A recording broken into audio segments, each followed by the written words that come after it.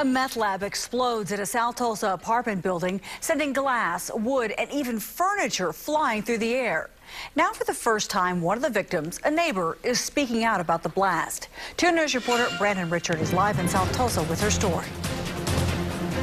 Well, Karen, the explosion left one man in the hospital with severe burns on 40% of his body. And while his is the only physical injury, he's not the only one whose life's been rocked by this explosion. For Molly, it was shaping up to be a typical Sunday afternoon.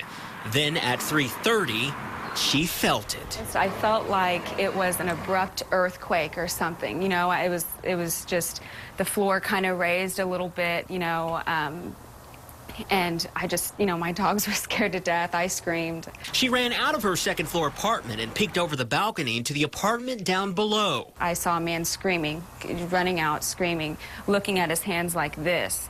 And I could tell from the top, looking down on him, I could see his hands. There was no skin on his arms or on his hands. It was awful. It was awful. I ran inside. I called 911.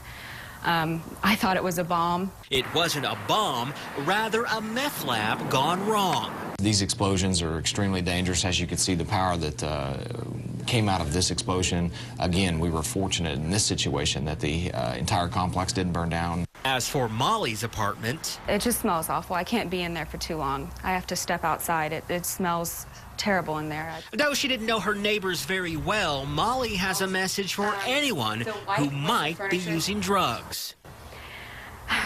People who are doing things like this, you're not only putting yourself in danger, you're putting everybody around you in danger. Now, Molly is in the process of moving. As for the suspects, police are still looking for a woman who was seen running from the apartment shortly after the explosion. Live in South Tulsa, Brandon Richard, 2 News works for you.